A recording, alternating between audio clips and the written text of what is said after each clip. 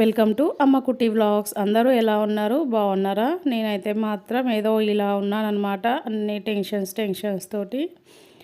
సర్లేండి, అవన్నీ పక్కన పెడితే ఈరోజు సాయంత్రము మా పిల్లలు ఇంటికి వచ్చే వరకు స్నాక్లోకి మిర్చి బజ్జీ చేయమన్నారనమాట. అందుకని చెప్పేసి నేను కాస్త రోజు సాయంత్రం పని స్టార్ట్ చేసే ముందుగానే ఒక 1 అవర్ ముందు లేచి పనులు అయితే స్టార్ట్ చేసుకున్నా. ముందుగా ఇల్లు చుట్టూరా ఊడ్చుకున్న తర్వాత మళ్ళీ బయట ఊడ్చేసి వచ్చేసిన. మాకు 2 రూములు చిన్నగా ఉంటాయి, కానీ ఇంటి చుట్టూరా ప్లేస్ అయితే చాలా పెద్దగా ఉంటుంది.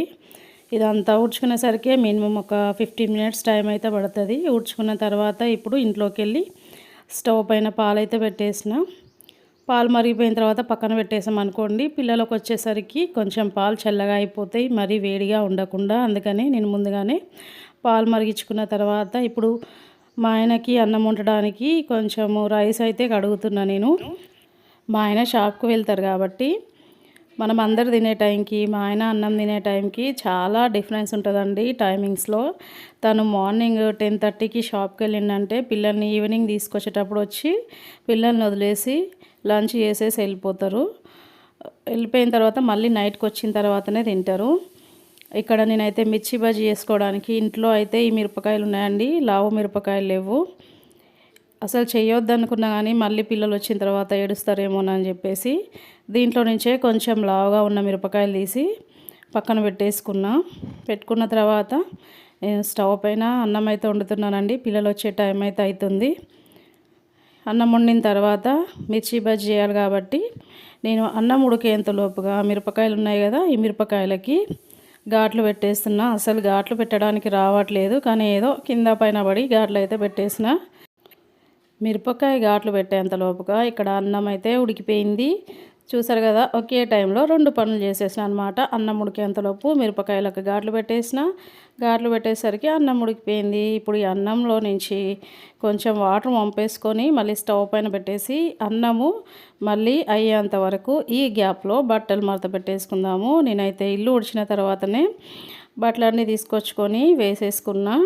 ఇప్పుడు అన్నం అయ్యేంతలోపు ఆ గ్యాప్లో ఖాళీగా ఎందుకు ఉండాలని చెప్పేసి బట్టలు అయితే మడత పెట్టేసుకొని పక్కన పెట్టేసుకున్నాం అనుకోండి, పిల్లలు వచ్చేంత వరకు కొంచెం పనులు కంప్లీట్ చేసుకోవచ్చు.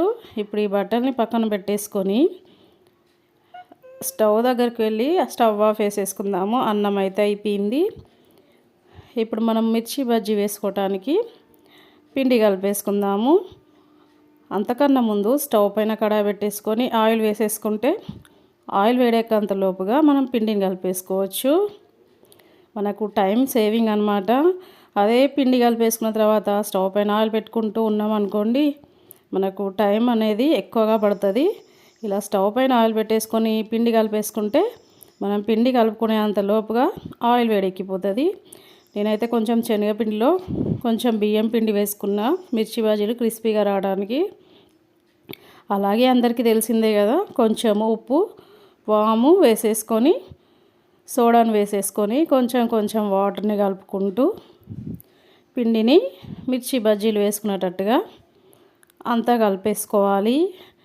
మనము పిండిని లూజ్గా కలిపేసుకుంటే మిరపకాయ బజ్జీలు కరెక్ట్ షేప్లోకి రావు. మనకి దోశ పిండి ఉంటుంది కదా, ఆ విధంగా పిండిని కలుపుకుంటే మిర్చి బజ్జీలు కరెక్ట్ షేప్లోకి వచ్చేస్తాయి. ఇలా అంతా కలుపుకున్న తర్వాత ఇప్పుడు మనము కట్ చేసి పెట్టుకున్న పచ్చిమిరపకాయలని పిండిలో ముంచేసి నూనెలోకి వేసేసుకోవాలి. ఇలాగే అన్ని మిరపకాయ బజ్జీలు వేసేసుకోవాలి. అన్నట్టు మీకు మాట చెప్పడం మర్చిపోయాను నేను. మొన్న మేము జాతరకు వెళ్ళినాం కదా, మొన్న కాదు, మినిమం 1 వీక్ అవుతుంది మేము వెళ్ళి. అక్కడ మిర్చి బజ్జీలు తింటే మా పిల్లలకి సరిపోలేదంట. ఏం సరిపోతాయండి, బయట కొనుక్కొని తిన్నాం ఏదైనా. మనం ఇంట్లో వేసుకునే తింటే మాత్రం కడుపు నిండా తినేయచ్చు. ఇప్పుడు మిర్చి బజ్జీలు వేస్తున్నానా, మా పిల్లలు మిర్చి బజ్జీ తిన్నారంటే అసలు నైట్ అన్నమే తినరు. ఎక్కువ చెప్పాలంటే అన్నంకైనా వాళ్ళకి స్నాక్ పైన ఇంట్రెస్ట్ ఎక్కువ ఉంటుందండి. అందుకని చెప్పేసి నేను రోజు పిల్లలు స్కూల్ నుంచి ఇంటికి వచ్చే వరకు ఏదో ఒక స్నాక్ ప్రిపేర్ చేస్తా. అంతేగాని బయట నుంచి ఎక్కువగానైతే పిల్లలకి ఫుడ్ పెట్టను. ఎప్పుడైనా నాకు హెల్త్ బాగాలేకపోయినా, లేకపోతే వేరే పని నుండి టైం కొంచెం లేకపోతే మాత్రం తప్పదు ఇంకా బయట నుంచి తెప్పించేసి పెడతా అంటే బయట నుంచి అంటే పిల్లలకి బిస్కెట్స్ లేకపోతే బ్రెడ్ అలాంటివి ఉంటాయి కదా, అలాంటివి ఇచ్చేసి పాలు పోసాను అనుకోండి, తాగేసి అవి తినేసి ఇంకా హోంవర్క్ రాసుకోవడము స్టార్ట్ చేస్తారు. ఇలాగే నేను అన్నీ చేసేసుకున్న తర్వాత పిల్లలు వచ్చేసి ఫ్రెష్ అప్ అయిపోయారు. ఫ్రెష్ అప్ అయిన తర్వాత మా మిల్కీ అయితే మిర్చి బజ్జీ చేస్తున్నానని చెప్పి ఎంత హ్యాపీగా ఫీల్ అయిందో. అయితే నిన్న చేస్తానని చెప్పినా కానీ నిన్న వీలు కుదరక చేయలేదు. ఇవాళ కూడా చేస్తానో చేయనో అని చెప్పేసి అనుకున్నదంట తను. ఒకటేసారి సర్ప్రైజ్ ఫీల్ అయిపోయింది ఇంటికి వచ్చినాక మిర్చి బజ్జీని చూసేసి. మా చిన్న పాపకైతే పెట్టేసిన, అలాగే మా స్మైలమ్మకు కూడా మిర్చి వేసేసి తనకిచ్చేస్తే తను కూడా తినేస్తుంది. చూడండి తను ఎలా తింటుందో. మా మిల్కీకి మిర్చి బజ్జీలోకి ఉల్లిపాయ కంపల్సరీగా ఉండాలి, అలా అయితేనే తింటుంది. మళ్ళీ మిర్చి బజ్జీ అంటది కానీ లోపల ఉన్న మిరపకాయ తీసి పక్కన పారేసి తింటుంది. ఇద్దరు పిల్లలు అంతేనండి. ఎలా ఉందని చెప్తే చాలా బాగుందని చెప్తుంది. అలాగే మా ఆయన కూడా వచ్చారు కాబట్టి తనకు కూడా అన్నం పెట్టేసేయాలి. నేను చేసిన కొంచెం పిండికి చాలా మిరపకాయ బజ్జీలు వచ్చేసినాయి.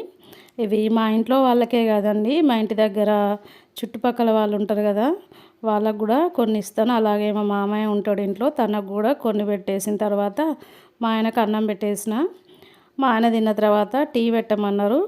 ఇంకా వెంటనే టీ పెట్టి తనకి ఇచ్చేస్తే తను టీ తాగేసి ఇంకా రెడీ అయిపోయి షాప్కి వెళ్ళిపోతారు. ఆ తర్వాత పిల్లలకి పాలు పోస్తే వాళ్ళు కూడా పాలు తాగినాక హోంవర్క్ చేసేసుకుంటారు. ఇంకా మా ఆయన టీ తాగేసి షాప్కి అయితే వెళ్ళిపోయారు. తను షాప్కి వెళ్ళిపోయిన తర్వాత పిల్లల్ని హోంవర్క్ చేసుకోమని చెప్పేసి పిల్లలు హోంవర్క్ కంప్లీట్ అయ్యేంత వరకు నా పనులన్నీ చేసేసుకొని ఇంట్లోకి వచ్చి ఒకసారి హోంవర్క్ చెక్ చేసి వాళ్ళకి ఏమైనా డౌట్ ఉంటే క్లారిటీ ఇచ్చేసిన తర్వాతనే నేను డైరీ పైన సైన్ చేస్తానండి. అంతేనండి, రోజు సాయంత్రం నేను చేసుకునే పనులు ఇవన్నమాట. ఈ పనులన్నీ కంప్లీట్ అయ్యే వరకు 6:30 అయిపోతుంది. చూసారు కదండి ఈరోజు వ్లాగ్ ఎలా ఉందో. మీకు కనుక నచ్చితే మన అమ్మకుట్టి వ్లాగ్స్ని సబ్స్క్రైబ్ చేసుకోండి, నాకు సపోర్ట్ చేయండి. Okay, bye.